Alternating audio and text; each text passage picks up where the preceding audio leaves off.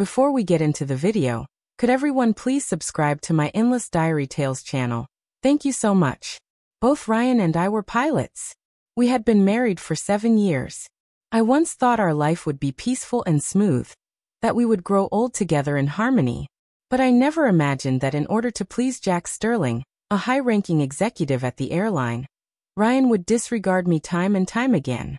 Worse yet, to secure his promotion, he swapped my eye drops with expired ones, causing me to lose my vision and be permanently grounded. In the end, I lay alone in a hospital bed, abandoned by everyone. In utter despair, I pulled out my 4 and jumped from the building. The next moment, I opened my eyes and instinctively slapped away the eye drops in front of me. This time, I would take to the skies again without caring about love. I straightened up abruptly. Ryan, confused, frowned. What's wrong? These eye drops were expensive. Don't waste them. It was then that I realized I had returned to the turning point of my fate. I told you to use the ones in my bag. Why did you switch them? I demanded. Ryan didn't seem to notice the change in my expression. This bottle costs $3,000. I opened it just for you. Why are you making a big deal out of it? I picked up the fallen bottle, my fingers tightening around it. Stop lying to me. Ryan quickly snatched it back. You're overthinking. I just grabbed the new one for convenience. I pointed at the expiration date. Ryan, do you really think convenience is all that matters? He froze when he saw that the eye drops had expired a whole year ago. A flicker of stiffness crossed his face. You didn't actually use them, right? So it's fine. He tossed the bottle into the trash and lowered his voice. The airline's captain evaluation has been driving me crazy lately, Emma. Can you not stir up trouble at a time like this? I didn't say another word. If he had even the slightest concern for me, would he be so indifferent when I truly lost my vision because of those eye drops? What was he thinking about? Was it the fact that he could finally be with Evelyn Sterling, the executive's daughter, without any obstacles? Or was he ever worried about my future at all? In my past life, I had married Ryan right after college. 7 years had passed since then. Because of the expired eye drops, my vision quickly deteriorated. Even though I rushed to the hospital, it was too late. Within 3 months, I went completely blind. I was dismissed from the airline, my flying career permanently over, confined to hospital rooms for years. I lost the ability to find work. Meanwhile, Ryan spent his days wrapped around Evelyn, using her influence to rise rapidly through the ranks, eventually becoming a senior captain. During the 3 years I lay in my hospital bed, he barely visited me. Whenever he did, he would just mutter about how busy he was and leave in a hurry. I didn't even learn about his promotion from him. I heard it from an old colleague. Later, Evelyn came to see me at the hospital in person. She slapped me across the face with the hand that wore his engagement ring and sneered. Couldn't even keep why. Our own man. I had no more tears left to shed. I was unwilling to accept this fate. I had given up my graduate school recommendation for him just so he could have a better future. I had spent nearly 300 hours in flight simulators with him, training him, teaching him everything I knew. I had shielded him when he first entered the workforce, protecting him from workplace bullying, paving the way for him. And in the end, he had abandoned me. After Evelyn left, I tried to call Ryan to confirm everything, but for an entire hour, I couldn't get through. Because of him, I had destroyed my own career, and yet I hadn't even received a single apology. But this time, I had been reborn. I was going to get a divorce. It wasn't too late. I took out our marriage certificate. Ryan, I don't think we're right for each other. Let's get a divorce. Ryan's hand froze in midair. His smile stiffened. Emma, what are you going on about now? I slammed the marriage certificate onto the table and stared at him coldly. He scoffed, throwing a tantrum. Again? I'm busy with flight training. I don't have time to play these games with you. His chest rose and fell sharply as if he was struggling to suppress his emotions. Do you have any idea how busy I've been lately? Anyone else would have left you by now. I looked at him. My voice calmed. Then are you leaving? I pressed Ryan for an answer. He was speechless. After a long silence, he finally spoke in a cold voice. Fine, let's get divorced, but you'll regret it. With that, he grabbed my wrist and drove straight to the civil affairs office.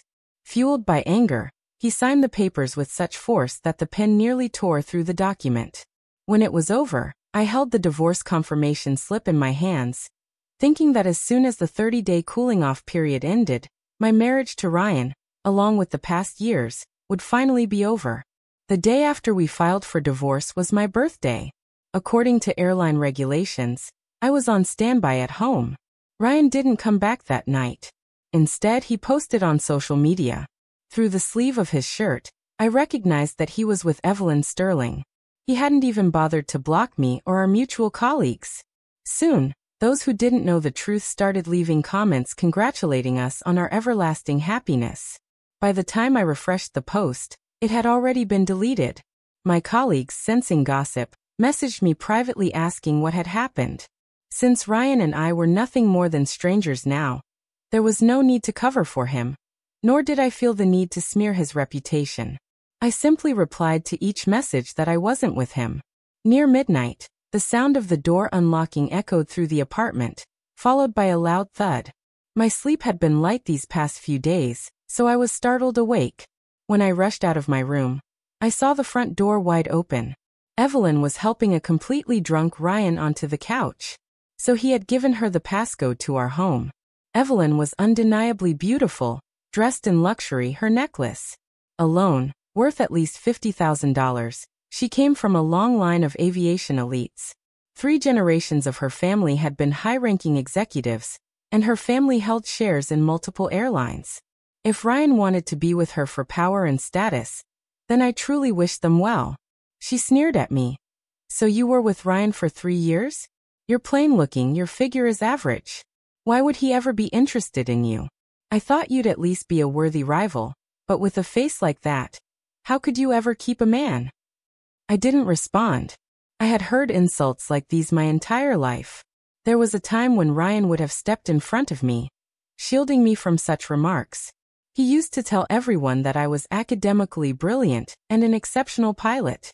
He would defend me against those who claimed women couldn't succeed in aviation, proving them wrong by showing my achievements.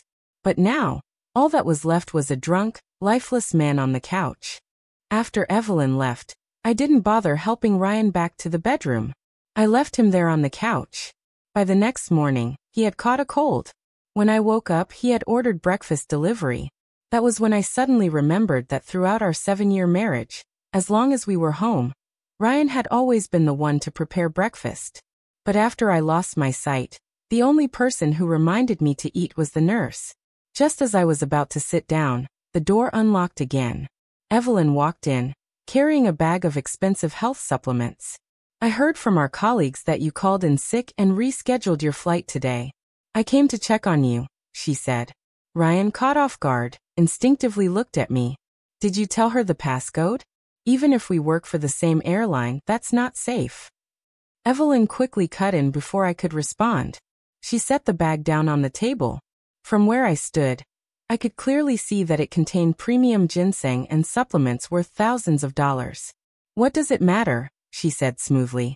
You were drunk last night. I brought you home, and you told me the passcode yourself. At this point, we're close enough that a door code isn't a big deal, don't you think? Ryan wanted to argue, but before he could, a violent cough overtook him. Evelyn immediately moved closer, fussing over him with a concerned expression. When I brought you home last night, Emma was still awake. Seeing you like this, don't tell me you slept on the couch all night? Ryan subtly pulled away from her touch. I had just flown an 18-hour shift. I was exhausted. I wasn't thinking straight. Evelyn sat down beside him, talking nonstop, leaving me with no space to interject. I quietly ate my breakfast, watching her with mild amusement. She seemed to enjoy this, playing the part of the beloved woman, basking in the feeling of exclusivity. Perhaps Ryan had finally developed a conscience, realizing that leaving me alone all night wasn't right. But with Evelyn bringing over gifts worth thousands of dollars, he probably found it hard to ask her to leave. After I finished my breakfast, Ryan looked at me and said, Emma, you have a flight tomorrow, right? I don't want to pass my cold to you. Why don't you go out for a bit? That worked for me. Watching the two of them act all lovey-dovey in front of me made me feel like an outsider anyway. After leaving, I went to a pawn shop and sold my wedding ring. Back in college, my parents had died in a plane crash. Ever since then, every time I boarded a plane, I would feel an overwhelming urge to vomit. My once outstanding academic performance suddenly meant nothing. Ryan was the one who stood by my side, comforting me, taking me through simulation after simulation. In the end, I forced myself to suppress my nausea, swallowing back the bile, and finally completed my first successful flight. From that moment on, I made up my mind I would marry him. Our marriage had been even steadier than I had imagined. In 7 years, we had never had children, prioritizing my career instead. Ryan came from a difficult family background and never pressured me to visit his parents. I thought we had made it past the so-called 7-year itch, that we would grow old together. But now, just because a woman with power and status had stepped in, our marriage had crumbled like dust. I was exhausted. The ring I had worn for 3 seasons was only worth $1,300. As I walked past a model shop, I finally bought the GN20 fighter jet model I had always wanted but never dared to splurge on. My childhood dream had been to become an Air Force pilot and fly fighter jets. I had passed every exam and was supposed to make it, but the day before my test flight, Ryan fell seriously ill. I had spent all my time taking care of him, and ended up catching his illness too. By the time I showed up for the test, I was in terrible condition and failed. I figured since I could never become an Air Force pilot, I might as well get a model to keep at home as a small consolation. Back then, I had thought it was too expensive, insisting that we should save for our future. Well, I no longer needed to save for the future. About a week later, Ryan and I were assigned to the same flight, a 15-hour long-haul trip. We were both co-pilots. The flight was smooth, and during relaxed moments, we would occasionally chat with air traffic control. Evelyn, who had connections in air traffic, shamelessly took over the channel to flirt with Ryan. At first, Ryan would glance at me, gauging my reaction, but when he saw I didn't care, he stopped holding back. Then Evelyn, fully aware I was on the same flight, deliberately stirred the pot. "You two have been married for 7 years, right? Why don't you have kids? Is there something wrong with your relationship?" I thought Ryan would take the chance to mock me, but he didn't. Instead, he sighed. "Having kids would impact my career. I'm at a critical stage right now, and it's not the right time." Evelyn smirked. "Even if you don't bring it up, don't your parents care? Older folks always want grandkids, don't they?" This time, he didn't bother sparing me any dignity. Of course, my parents pressure me about it. Maintaining the balance between work and family is exhausting. I knew Ryan's family had put immense pressure on him ever since he graduated. They had pushed him to become a captain as soon as possible. But what he didn't know was that behind the scenes, I had tried to ease that pressure for him. I had sent nutritional supplements to his parents' home, asking them not to be too hard on him. When his father fell suddenly in the middle of the night while Ryan was away on an overnight flight, I rushed him to the hospital. His mother, who had a weak heart, needed bypass surgery. I had pulled every string I could to get her the best cardiac specialist available. So why was it now that only Ryan's hardships mattered? Just then, the captain noticed something was off with the weather radar.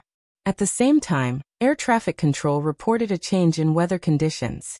Evelyn, still trying to hog the radio channel, was immediately scolded and shut down. She had tried to use her connections to act superior, but Ryan quickly told her, "I'll talk to you later. This isn't the time to be relaxed." She immediately backed off. Then he turned to me and said coldly, "Emma, you used to be the sharpest at catching these things. You should really reflect on your recent performance." I glanced at the calendar. There were only 2 weeks left until the divorce was finalized. I started looking for apartments nearby. Pilot schedules were erratic, with flights crossing time zones. Ryan didn't even notice how little time I was spending at home anymore. Besides, the airline had recently launched a new flight safety competition where pilots were randomly assigned a topic, given an hour to prepare, and then judged by a panel. Though we were technically competitors, none of us wanted to be on bad terms since we would inevitably see each other on future flights. On the day of the competition, I drew the topic I was least confident in: passenger reassurance. From a distance, I saw Ryan sit down, his thoughts seemingly flowing effortlessly as he prepared. Behind him, Evelyn was cheering him on in a hushed voice. I understood immediately, as expected. He drew the easiest and most relaxed topic. Emergency landings, his strongest area. The judges even awarded him an excellent score. Meanwhile, just before my turn, I had gone to the restroom.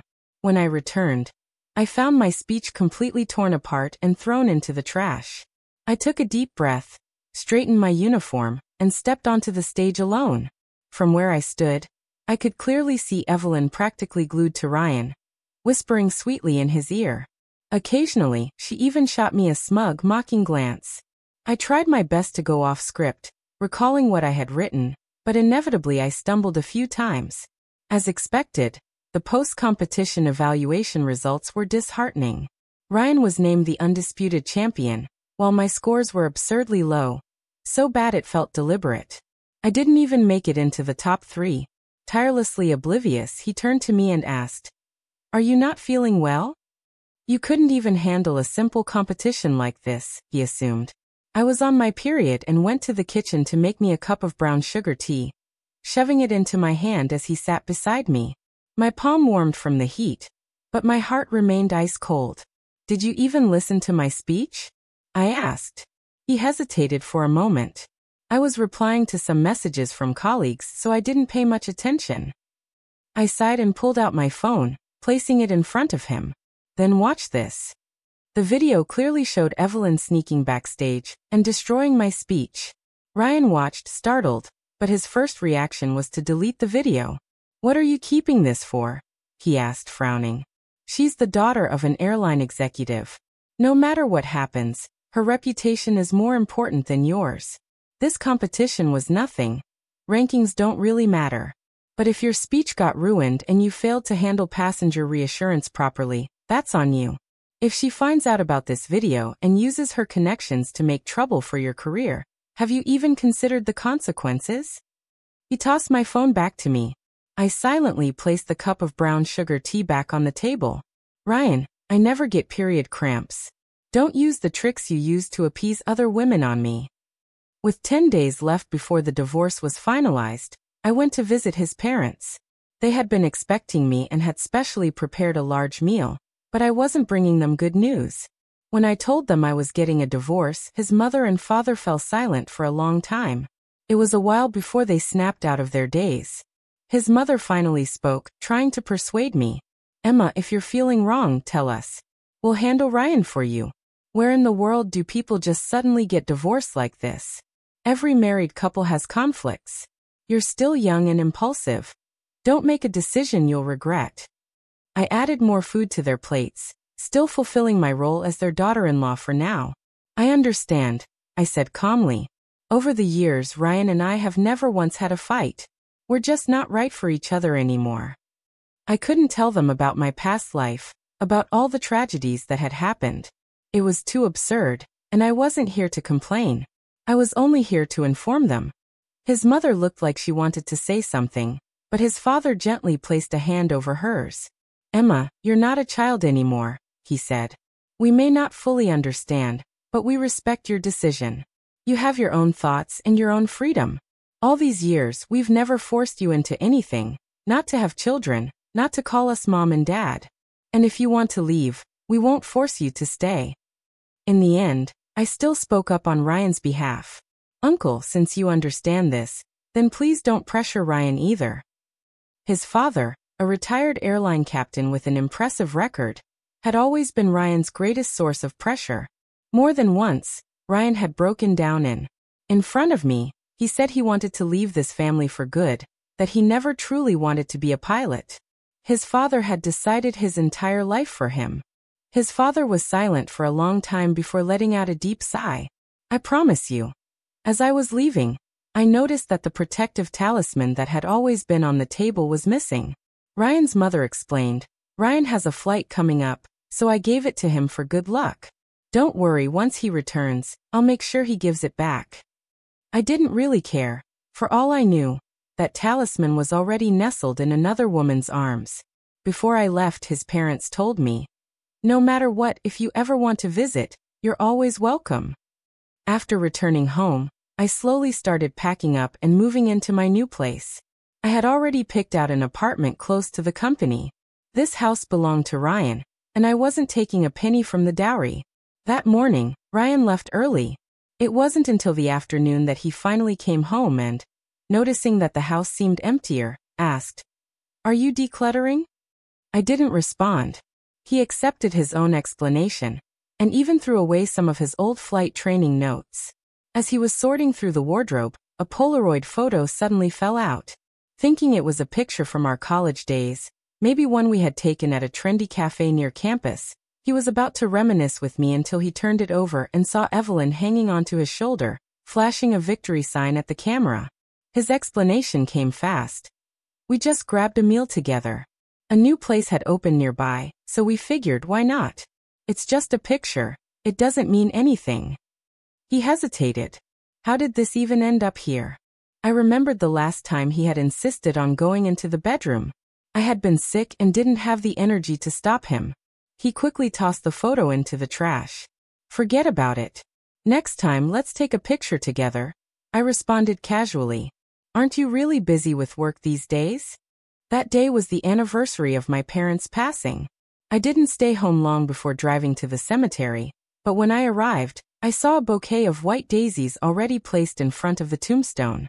I removed the flowers and replaced them with pastries instead. After bowing a few times, I sat down by the grave, eating the offerings one bite at a time. My parents had always been allergic to pollen. I should have realized it sooner. Over our 7 years of marriage, Ryan's feelings had faded. That night, I developed a sudden high fever. When I woke up feeling unbearably sick, I instinctively reached out to the other side of the bed. It was empty, cold and empty. Then I remembered Ryan had said that Evelyn wasn't feeling well and was at the hospital getting in for. Since she was the boss's daughter, he thought it was only right to bring her something. I picked up my phone to check the time, only to find multiple unread messages from Ryan. But when I looked closer, I realized they weren't from him. They were from Evelyn using Ryan's phone. As a photo, Ryan and Evelyn squeezed together on a hospital bed. The caption read, "And you think you're worthy of being with Ryan?" The moment I said I was sick, he ran straight here to take care of me. Some people could be dying in a hospital, and no one would even notice. I was too feverish to reply, too drained to be angry. The pain in my head throbbed, my vision went dark, and I passed out. The next morning, when I woke up, my fever had mostly subsided. Ryan was still nowhere to be found. All that awaited me was a notification from the airline, a salary deduction for being late. Earlier this year, Ryan and I had both joined the captain promotion training program. We had already passed the ATPL and ICL-4 exams early on, but the final assessments were still incomplete. These evaluations were critical. Every score could determine the trajectory of our careers. Today was supposed to be Ryan's first flight training as a supervising pilot, but just as he was about to board the plane, he couldn't find his pilot's license. This was extremely serious, especially since security and the captain were standing right next to him, waiting for him to present it. His forehead broke out in cold sweat, and in an instant his lips turned pale. "I swear I put it in my bag," he muttered, panic creeping into his voice. The captain gave him 1 hour to find it. If he couldn't, he would be grounded indefinitely until a replacement license was issued. I watched him scramble in frustration, then I said, "Why don't you check Evelyn's bag?" He was already furious and on edge, his temper snapped. "Are you seriously picking a fight right now? I don't have time for your games." He grabbed my bag instead, rummaging through it frantically. The blue lanyard was unmistakable, but it wasn't intact. All that was left was a cut-off piece of the strap. His fingers trembled as he lifted the severed lanyard, his voice filled with disbelief and rage. "Emma, are you out of your mind? Our relationship issues are one thing, but now you're sabotaging my career. Do you have any idea how important this flight training is to me?" Ryan yelled. "Give me my license back." I was so angry I actually laughed. I remembered how his lanyard had once broken. He had been terrified, having nightmares for weeks about losing his credentials. I had taken his broken lanyard, tucked it safely into my bag and reassured him. "Now I've taken your bad luck away. I had even used a nylon zip tie to secure his license tightly to the metal clasp. Unless someone cut it with scissors, there was no way it could break. Back then, he had cherished my lanyard as well, tying it to his protective talisman for safe flights. But now he had completely forgotten all of that, blinded by rage. He slapped me across the face right in front of everyone. In 7 years of marriage, this was the first time he had ever hit me. For a moment, I was stunned, unable to react. It wasn't until the crowd rushed in to separate us that I finally snapped back to reality. Out of the corner of my eye, I saw Evelyn. I smirked, watching the scene unfold with amusement. I also saw Ryan's hand turn red from the impact, as if even he had felt the sting for a brief moment. Ryan sobered up. He wanted to apologize, but the crowd had already pulled us apart. I could see him looking at me from a distance, his mouth opening as if to say something, but whatever words he wanted to say were swallowed up by the noise. In the end, Ryan was grounded due to the missing license and given an official reprimand. When he returned home, he didn't apologize. He only prepared some painkillers and placed them on the table. I laughed. I had already known from my past life that no matter how much I suffered, even when I had lost my vision and disrupted his affairs with Evelyn, he would only respond with cold indifference. Seeing me ignore the medicine, he assumed I was still angry. Come on, Emma. We've been married for 7 years. You know me better than anyone. I'm not the kind of guy who hits his wife. Stop being difficult. Just take the medicine and get some rest. I'll keep looking for my license later. I looked at him, my voice calm. If you find the lanyard in Evelyn's bag, will you slap her too? His face twisted with frustration. Emma, why are you comparing yourself to her? She's 4 years younger than you, just out of college. She barely understands aviation. If she has a lanyard, it's her flight attendant ID, not a pilot license. I smiled faintly. Half of his heart still belonged to me because of everything we had been through together, but the other half had already strayed into another woman's embrace because she represented his future. And yet, he still thought this was my fault. Do you even remember where the lanyard came from? I asked. His brows furrowed. I slowly recounted the story. As I spoke, his expression darkened. His face turned ugly. Finally, he reached into his bag and pulled out a protective talisman. I don't know where your lanyard went, but I'll find it, he said, his voice uncertain. I got this talisman for you a while back. I meant to give it to you on your birthday, but I got too busy and forgot. Here, take it. I stared at it. The talisman was pristine, untouched. I remembered this talisman because I was the one who had originally gotten it for his parents. There were only 5 days left before our divorce was finalized. If his heart was already elsewhere, I wasn't going to try to pull it back. Since he had chosen to brush everything off, there was no reason for me to accept it. I left him in the living room and locked my bedroom door. He was silent for a long time before finally grabbing a blanket and sleeping on the couch. The next morning, he made breakfast but didn't touch a single bite before heading straight to the airline. Later that day, Evelyn stormed up to me fuming. Did you steal Ryan's license? If it weren't for my connections, his career would have been ruined. I had no interest in causing a scene in public, nor did I want to be confronted by a woman who clearly thought she was above me. Oh sure, why don't you ask him yourself? I said coolly, turning away. I didn't want trouble, but Evelyn refused to let it go. Evelyn, the airline executive's daughter, had no real interest in aviation. She'd been given a flight attendant position purely through nepotism, and everyone knew she was never actually assigned any real work. She followed me all the way to the jet bridge, all the way into the cockpit, a place where flight attendants had no business being. Just as I was about to remind her that she should be in the cabin, she suddenly snatched my pilot's license and ripped it in half. I stood frozen, staring at the 2 broken pieces lying on the floor. You brought this on yourself, she sneered. This is karma. I don't care if you're grounded, but if you get blacklisted for this, let's see how you'll pass your evaluation. Think about what you're going to do. She crossed her arms smugly. I have plenty of connections. Worst case, I just switch airlines. But you? How many airlines even hire female pilots? Want me to count for you? The captain stepped forward, placing an arm between us. Come with me. We'll reissue your pilot's license. The whole thing is on camera. This wasn't your fault. It'll take just 3 minutes. Evelyn put her hands on her hips. Who dares to reissue it for her? The captain ignored her. Your family might have power on the ground, he said flatly. But up here, the captain has the final say. I had to go through the reissue process 3 separate times. Ryan knew exactly what Evelyn had done. Yet he didn't say much. He just hoped I would back down. After all, Evelyn had influence in the airline, and it wasn't worth making her an enemy. I didn't respond. In the end, the flight operations department called me in privately and suggested I take a break from flying. I didn't argue. I was more than happy to avoid seeing Evelyn for a while. That night, I flipped through my calendar and circled the date lightly. The divorce cooling-off period was over. The next morning, I took Ryan with me to the Civil Affairs office to collect our divorce certificate. His expression was almost comical, stiff, confused, and utterly lost for words. After fumbling for a moment, he finally managed to say, "Emma, are you kidding? We've been married for 7 years. Do you really need to divorce me over a little emotional outburst? 30 days. My voice was calm. Ryan, do I need to remind you how I spent these past 30 days? He looked at me, completely at a loss. In the end, I dragged him to the desk and forced him to sign the final papers.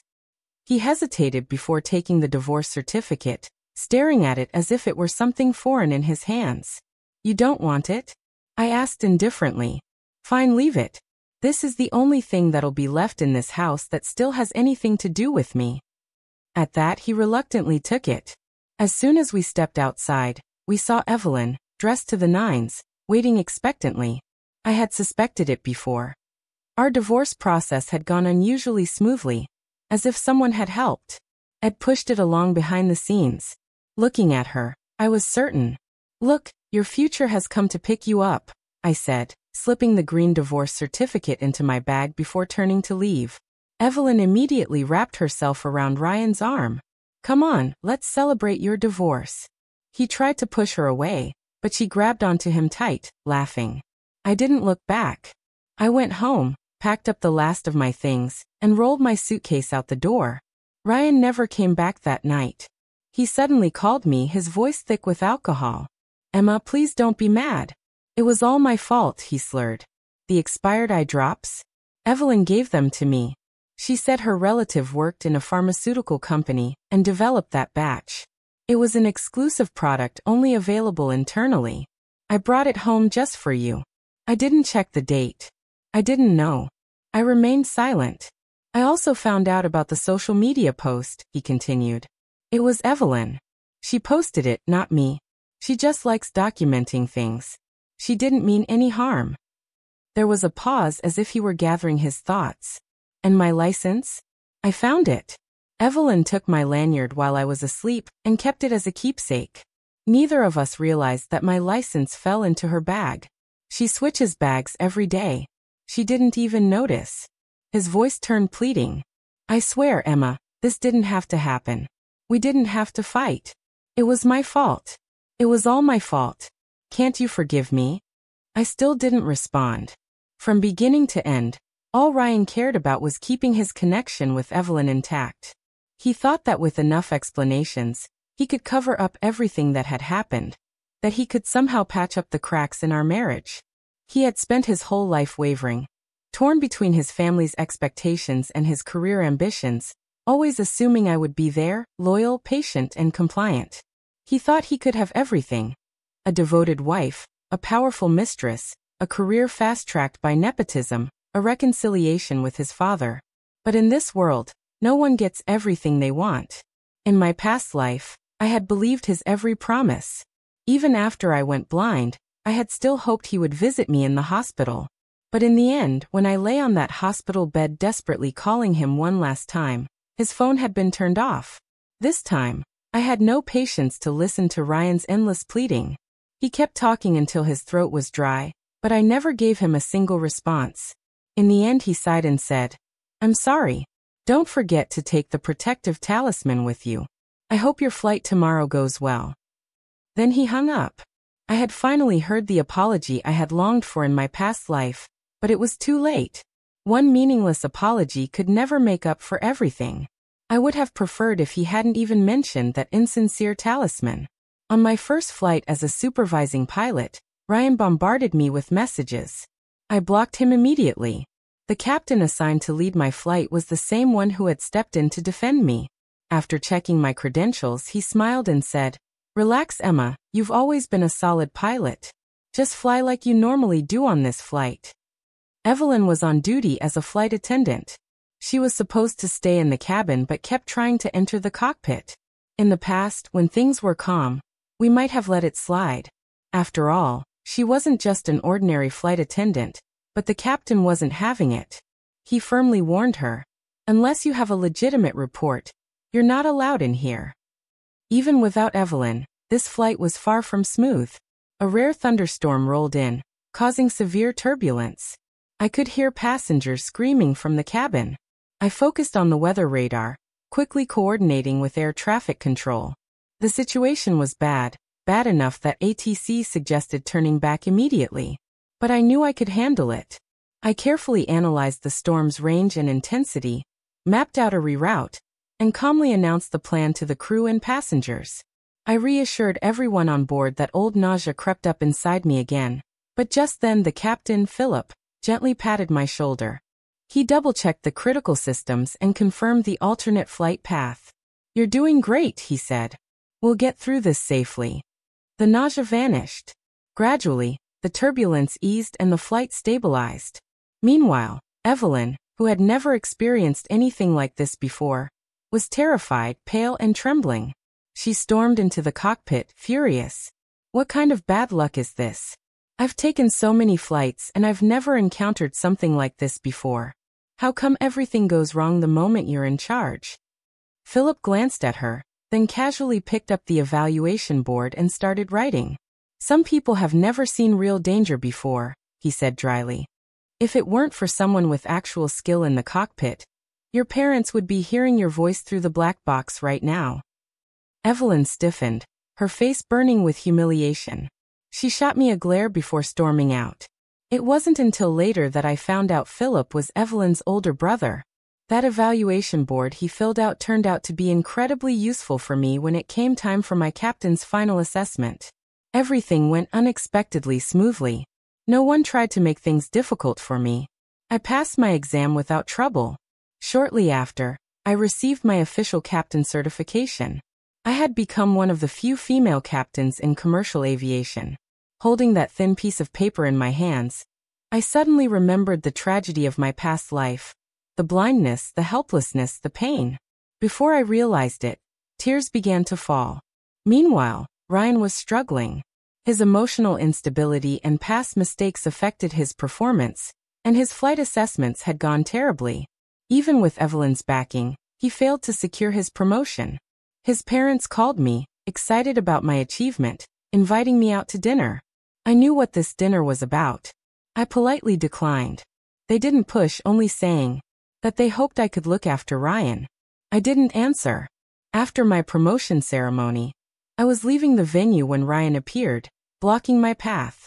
He was holding a box, clearly hoping I would open it. When I ignored him, he opened it himself. Inside was a collection of old love letters from when we were dating. "Take this with you," he said. "Every time I open it, I think of you." A faint musty smell drifted from the letters. I laughed coldly. "Where did you even dig this out from? A storage closet? Do you think this is funny?" Ryan looked flustered. "Emma, wait. I had kept those letters for a long time just so I could look back on them in the future. I really did love you once." I cut him off before he could say another word, looking him straight in the eyes as I spoke. Before he could react, Evelyn stepped forward, closing the box and linking her arm around Ryan's. He instinctively tried to shake her off, but she held on tightly. "You're divorced now," she sneered. "Stop clinging to Ryan and move on with your life. You're all alone now, just accept it." For once, Ryan actually stood on my side. "Evelyn, there's no reason for you to mock her like that." I exhaled a laugh. "Ryan, there's no point in pretending to be sentimental now. It's too late." Before he could respond, Philip approached from behind, patting my shoulder. "You still haven't checked the group chat." All the newly promoted captains are getting together for a celebratory dinner. Let's go before we're late. Ryan watched me walk away, just like last time. Helpless, like there was nothing he could do. After I officially became a captain, the rumors started. People talked about my looks, my skills, my failed marriage, my gender. None of it was new to me. I had seen it all before. It wasn't worth acknowledging. But then overnight, the gossip vanished. I soon found out why. Ryan had used Evelyn's connections to clear my name. Later, Ryan introduced me to executives and arranged business dinners for me. I had always hated schmoozing with higher-ups, but rejecting these invitations became difficult. Every time I attended these events, Ryan and Evelyn sat together, looking like the perfect golden couple. Whenever Ryan tried to glance at me, Evelyn would pull his attention back. After one of these dinners, Ryan approached me privately. "Emma, I know I've hurt you," he said. "I just want to make it up to you. I know you hate networking, so I'll handle it for you. Evelyn promised to help me become a captain, and once I do, I can finally be with you." The next second, Evelyn called him. He didn't hesitate. He picked up immediately and walked away.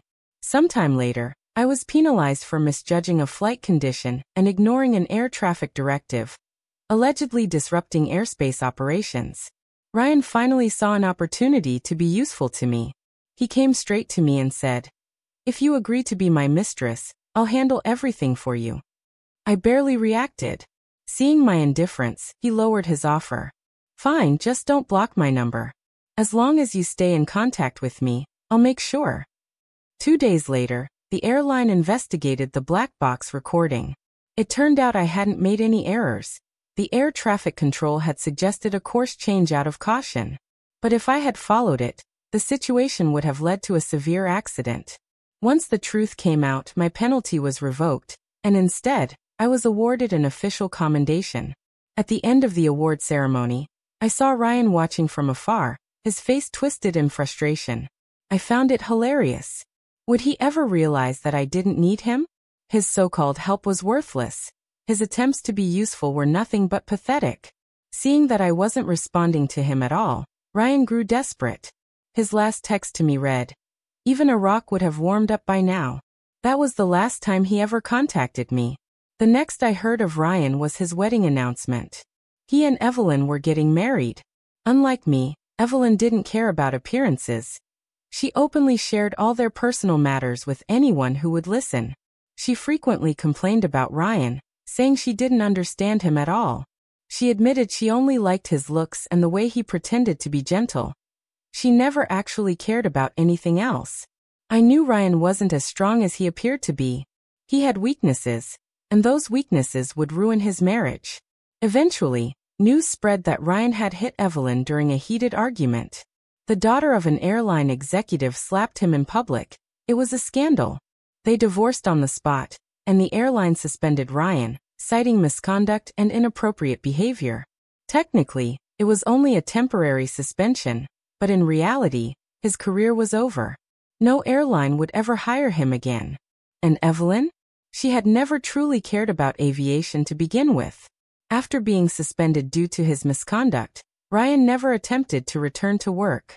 Having only pursued aviation under his parents' pressure, he simply gave up and stayed home unemployed. But aviation was all he had ever known. He had no idea what else he could do with his life. His parents called me, asking if I could visit. They told me Ryan was completely falling apart, drinking heavily, shutting himself in, and refusing to move forward. At one point, Ryan even grabbed the phone himself, begging me to see him one last time. I never responded. Even the news of his failed promotion had come from former colleagues, not from him. Meanwhile, Philip had quietly stayed by my side. I could see what he was thinking, so I told him up front that I didn't want to get married. My life belonged to aviation, and I had no time for love. He only smiled and said, "That's fine then." As always, he continued smoothing out the turbulence in my career, helping me avoid unnecessary struggles on long-haul international flights. Philip and I alternated between work and rest. During one of those flights, he told me, "Ever since I joined the airline, I've admired you. I think you have a limitless future. If you ever face unfair treatment, Don't hesitate to come to me. Maybe it was the isolation, flying at high altitudes, or maybe I was simply in an odd mood that day. But I nodded without really knowing why. That flight encountered an engine failure due to a bird strike. Luckily, we were flying a twin-engine aircraft, so we were able to stabilize quickly. We immediately contacted air traffic control, requesting priority landing and emergency ground support. As my hands trembled slightly on the controls, Philip reached over and studied my grip. "What's there to be afraid of?" he said with a grin. "We're both here. It's not like anyone's going to die." My flight record grew more and more impressive. Evelyn could no longer cause me trouble, but one day I still went to see her in my past life. After she and Ryan got together, I had used my contacts to investigate her. I discovered that she had once been deeply passionate about racing, even participating in numerous professional competitions. But under pressure from her parents, she had given up her dream and settled for a meaningless position at the airline. "You're already in your 20s, I told her. "Why aren't you doing what you really want?" She scoffed bitterly. "Oh, so you're here to rub salt in the wound now. You think you know everything." I ignored her outburst and introduced her to an old friend of mine from college, someone who worked in professional motorsports. Many people go through life believing they are trapped under their parents' control, never realizing that they already have the wings to fly.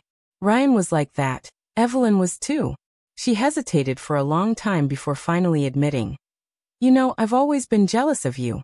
You're a great pilot. You had a perfect marriage. You were smart, talented, and kind. My parents constantly compared me to you. Even Philip thinks highly of you." She laughed coldly. "I really hated you for that. Every time I saw you, I wanted to ruin your life." She sighed. "To be honest, I never really liked Ryan. I didn't even care about him." Time passed. I flew for 30 years before I finally retired. The stars on my captain's uniform shone brightly, a reflection of everything I had achieved. I was interviewed by the media multiple times, but no one cared about my appearance or my gender. One sunny afternoon, I returned to my small home after retirement, only to find Philip waiting outside, holding a bouquet of flowers. He smiled at me. "So, does a certain someone finally have time for family now?" I took the flowers from him, smiling back. "Maybe," I said.